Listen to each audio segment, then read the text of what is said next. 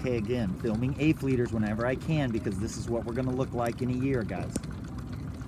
You'll just see they're pretty perfect. Their booms are all the same. The shape on the leading edge of their mains is all the same. It's not too flat. It's not too curved. Petey's sailing in bad air a little longer than he... Oh, wow. Early roll. Boom. There you go. He's careful not to over-trim as he flattens. Over-trimming as you flatten a Sabot launches the boat to leeward, so he doesn't over-trim. Look at him. He's heeling as much as Bella. So I'm telling Bella she's heeling too much. Okay, there he goes.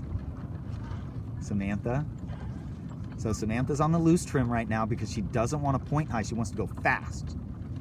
She'll even point lower than Pete if she has to get going fast.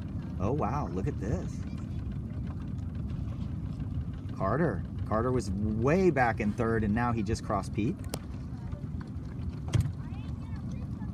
Sometimes you make a decision on which gate buoy, so you look at the two buoys, you make a decision, and what happens? It turns out that the opposite side worked. The wind shift said come to this one, but Carter gained by going to the other one, so he had more wind, I think. Here goes Carter's tack. Roll, flatten. There you go. Ooh, second rock. We can talk about that. Tommy Rudowitz is just on fire. So this morning he told me a bunch of times how bad he was in light air. And I told him a lot of my stories about, you know, when you're a teenager, you have self-doubt, you start to think you can't do something, and that's not the case. When you have things to work on, you work on them, and you keep trying, and you figure it out. But your vang's too tight, brother. Your main sheet's drooping. Anytime your main sheet droops downwind, you need to let the vang off. So that's okay. You're winning by a lot. Wow, you really came on strong. I don't want you to be an A fleet yet, so we'll see.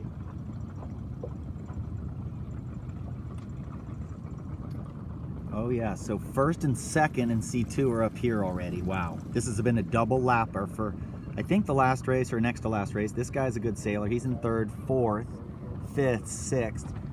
Here's Stella right in the hunt if she can just get a little more speed upwind. She has been sailing very hard.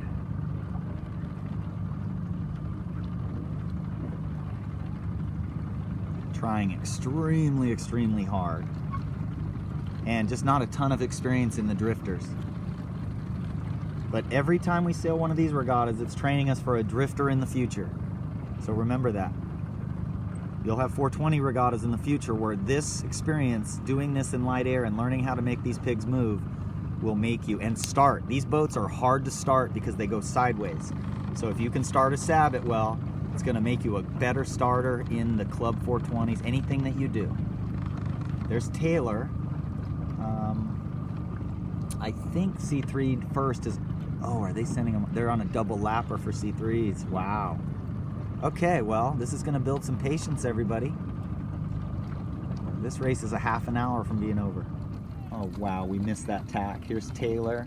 Taylor's in the top three. No, he's in the, I think he's in the top two. I think first is 9405 there. Don't oversheet in this light air, guys. Keep the boat So I think he's in second.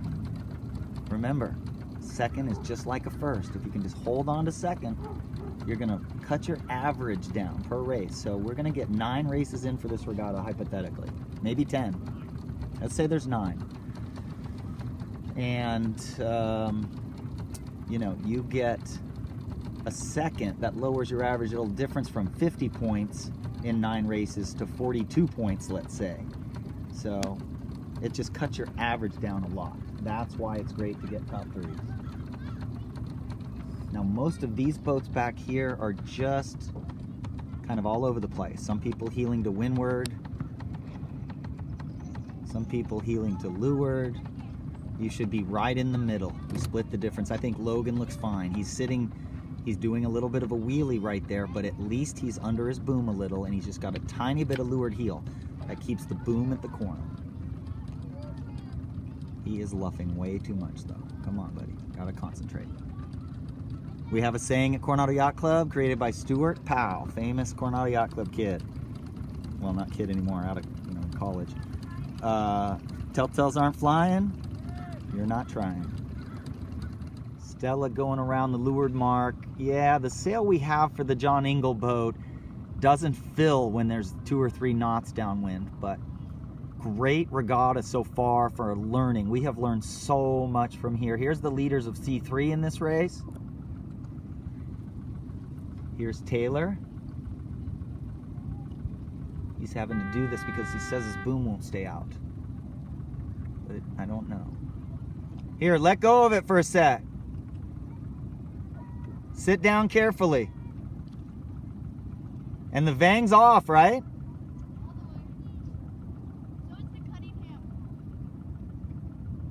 Ah.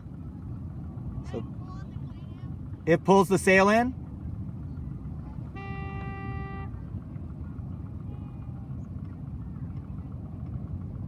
Yeah, so we only want to hold it out if we have to, right? When you're an FJ crew or 420 crew downwind, wing on wing and stuff, we only pull the boom out if we have to. It drives me crazy watching people double-handed, facing forward downwind, holding the boom out. Looks like Chris is up there. So Taylor there was in about 6. Chris is going to come around pretty good over there right with Logan. Looks outstanding. I think you're something, I don't know. Let's see. I think she's C2 there. So I think 8904 C2. I just don't know what place you're in, but you look outstanding if you can just roll these boats. It just looks perfect. Barely see the front of the keel. The stern's up out of the water. Just master of concentration here. He's going to roll right over the top of that guy. That guy's got his outhaul loose. Pinch, guys, keep those sails full. And 9,000 is just in bad air, so those guys are just stuck. Oh my goodness, dude, you might have a chance. Making it a race, making it a race. Ooh, the Tokyo drift on that tack. Current's going out a little here. So when you do a tack, if you roll too early, you do what a good friend of mine calls the Tokyo drift. Oh, he might have got him. Made it a race, dude.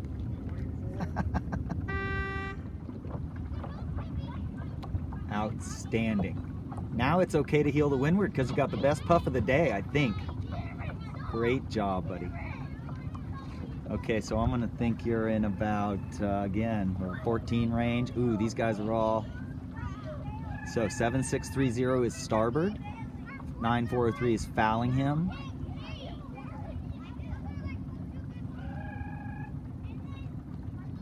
Okay, these videos are so long, but it's so fun. You're gonna notice everybody's finishing at this flag. Will, stop pinching! And so it's very likely if they don't change the starting line, then that is gonna be the upwind end.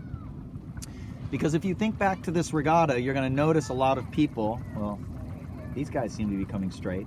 Almost everybody up till now has been finishing at that flag. That means that end is further downwind, the other end is further upwind. So likely we're starting at the other end if this wind is the same direction. Good job, Jesse. Okay, last race for the C3s.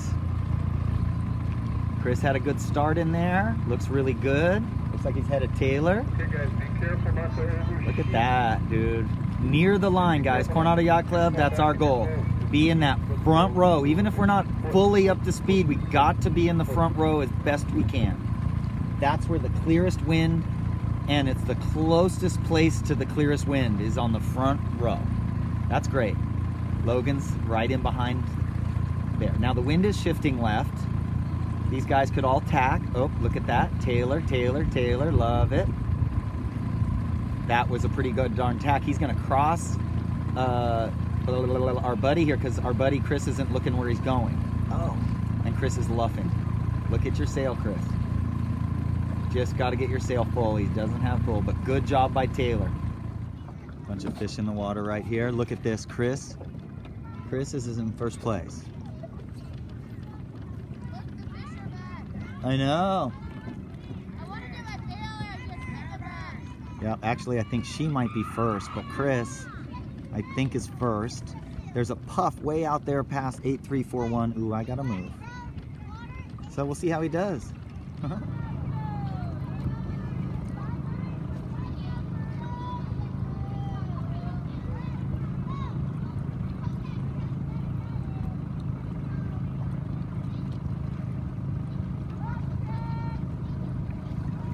It's going back and forth. Chris in first. Then 8791 in first. Then Chris in first. There's the girl down there.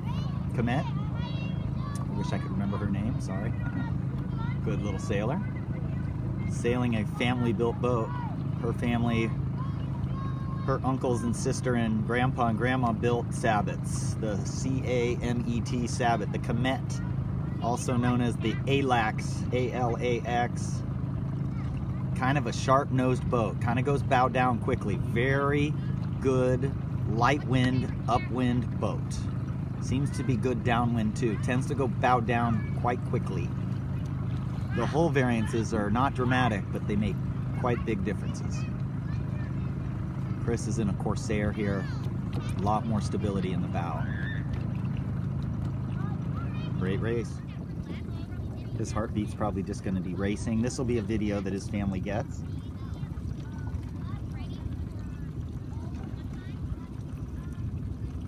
Remarkable. He rounded first place. Here's Taylor, just so patient. Now Taylor's got to spin attack and go behind this girl. Behind her! Okay, I apologize for so much video. This is probably 3 videos you've had to watch for this one event. The last run of the C3. It's been painful. Look how slow they're moving. Taylor has gone from 7th to possibly overlap for 3rd if he can just get it going. We are having a little trouble with our new boats, with the boom staying out. I just can't imagine it's the weight of the boom not letting it go out. So I think our solution is to get longer main sheets so that the booms can go past 90 a little. We get them out past 90, then we pull them back in closer to 90 once. But as it is now, if we ever heel the boat to windward in these boats, the boom will not stay out, at least on Taylor's boat. He says his boom bank's completely loose, but I'm trying to figure out what's going on, why the boom won't stay out. Okay, so he rounded 7th at the reach mark, and now he's possibly overlapped for 3rd or 4th. We'll see.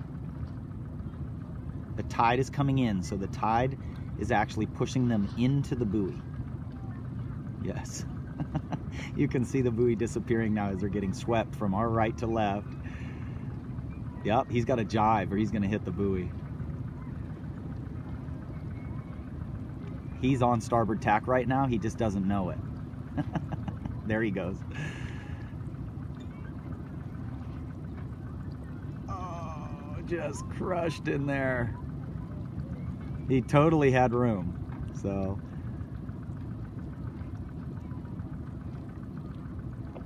nice raft at the mark, kids. You're gonna have to reround ahead. no, you don't reround. You get clear of your competition and you do a 360. In the old days, we used to have to reround the buoy, and it was not a smart thing. 20 years ago, 15 years ago, we changed it to get clear of your competition if you hit a buoy of the course and do a 360. If you hit a random buoy or a buoy out of sequence, like you hit the starting line when you're not starting or finishing, then you don't have to worry about it. It's got to be the mark you're going around, and if you hit it, you have to get clear of everybody and do a 360. Come on, Chris. Let's see if you can get a second here.